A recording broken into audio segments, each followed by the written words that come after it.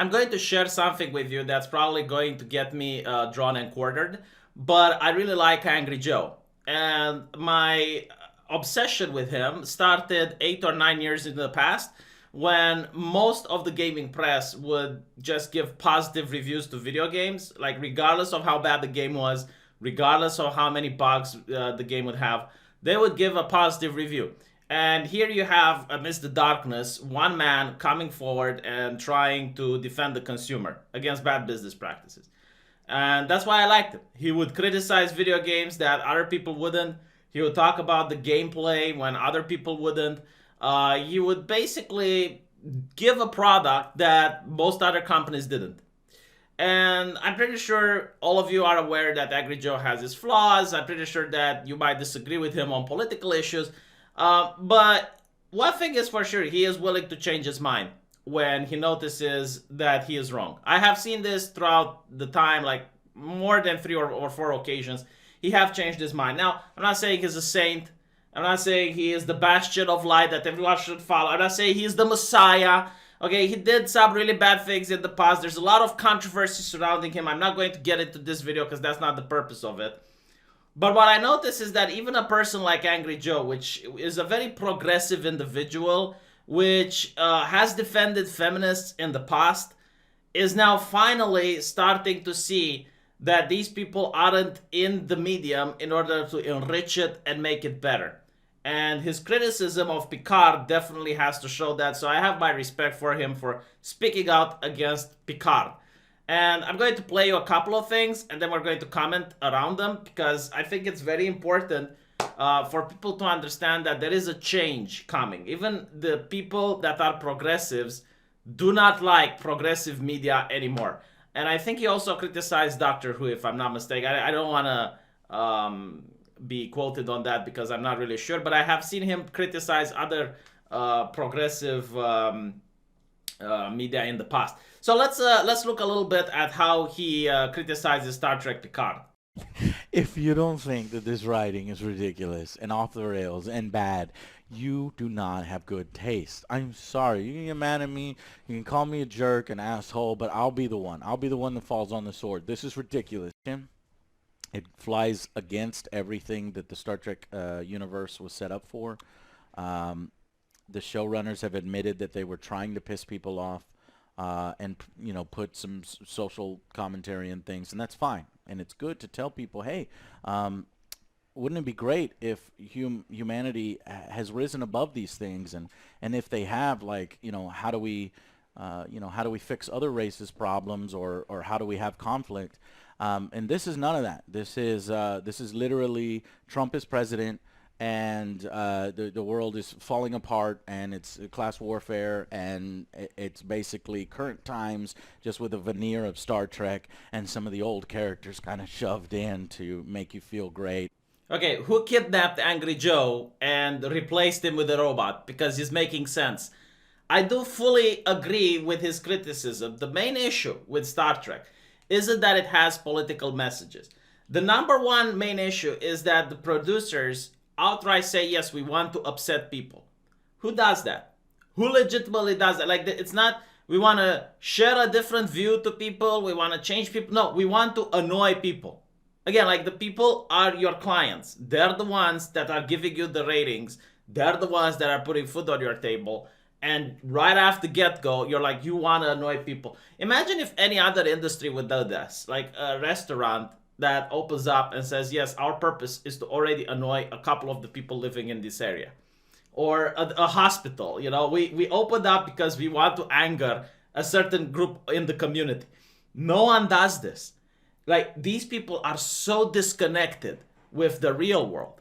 They are so disconnected with life in general that they're living in a bubble. And they think that if you start something to upset people, and that's your main goal, you're going to be able to make a buck and be profitable in this financial market. And when you look at Star Trek, I am recently watching The Next Generation, and I'm also watching Picard. And I noticed the core of what makes Star Trek isn't there anymore. Like, the core is that Star Trek is this perfect utopia where humanity has dealt with all of its issues. There is no more poverty, there is no more hunger, there is no more unemployment. Everything is perfect. And when they want to make social commentary, they do not sound preachy. So I guess if in the next generation they would want to criticize Trump, the way they would do it is they would have Picard fly off to this distant planet somewhere where people have elected I guess this nationalist that really loves his planet and is pushing this isolation politics, and they would show how this negatively affects the people, right? So it would still be very biased, it will still be very one-sided, but it wouldn't be preachy because they would show that this is happening somewhere far in the distant future on another planet that has nothing to do with Earth. But it would just get people to think.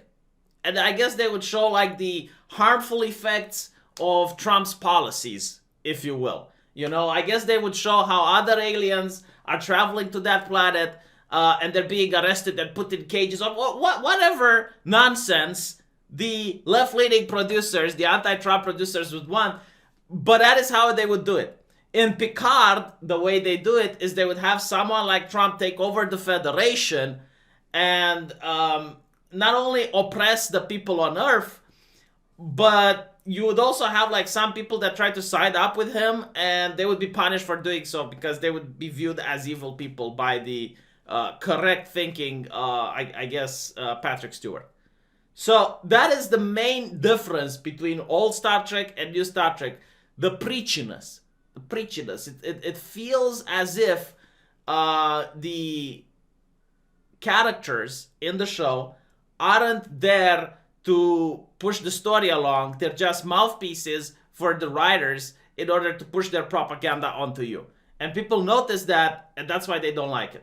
One, I want to give it a 2 with how much I cared about this universe and how poorly it was treated and executed. Star Trek, it says Star Trek Picard, but he really does nothing in the series, and he's just sidelined. There's so many different social agendas of current events and what's going on in the world now injected into the series, but done in poor ways and done in ham-fisted ways and done in ways there's not really any morals or lessons to take from it. It just falls on deaf ears, and a lot of it just feels thrown in just to throw it in, just to like placate or pacify a particular segment of the market.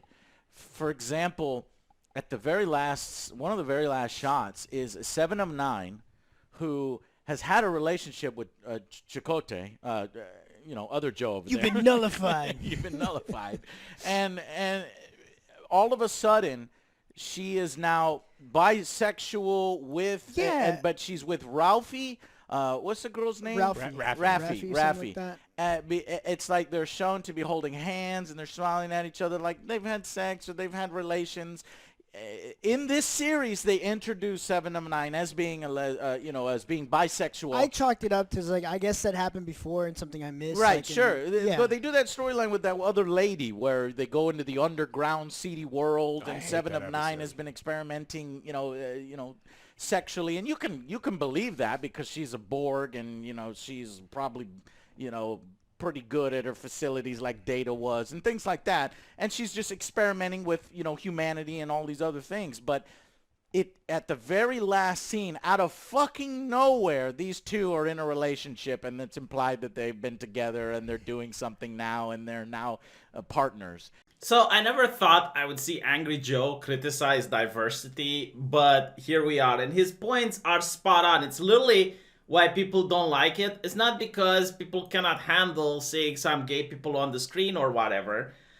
It's just that it's so forced that it breaks immersion, because it reminds you, oh yes, the writer is progressive, and it's like they had to go through the checklist. And I remember Anita Sarkeesian complaining about cliche and tropes. Well, now the gay person forced into a TV show is literally a trope. And you have proof that they do this with IPs before it's being shifted. So this one that you're seeing on the screen is from Star Wars, The High Republic. But there are videos of people at EA doing the same thing. So even before going on making the IP, even before producing the thing, They already go into a room, they gather all the writers, and they have like this whiteboard where they decide what should be included. And it's like, look, diversity is included twice.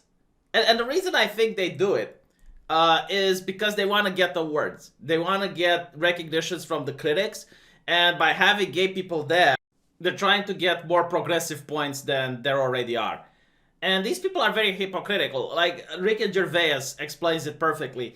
If ISIS would have its own streaming service, these people would contact their agent. Because when you look at Hollywood, and I'm going to repeat this time and time again because it's the best argument to BTFO these people, when Hollywood makes a movie, it doesn't have gay people because it's not going to be sold in China. So they prioritize making money more than their ideology, more than, making the world a better place. Like, it's okay to make the world a better place until it comes out of their own pocket. I think Americans used to call these people NIBIs, not in my backyard. Like, basically, everyone be progressive, everyone do what needs to be done, just not in our backyard. Do it somewhere else.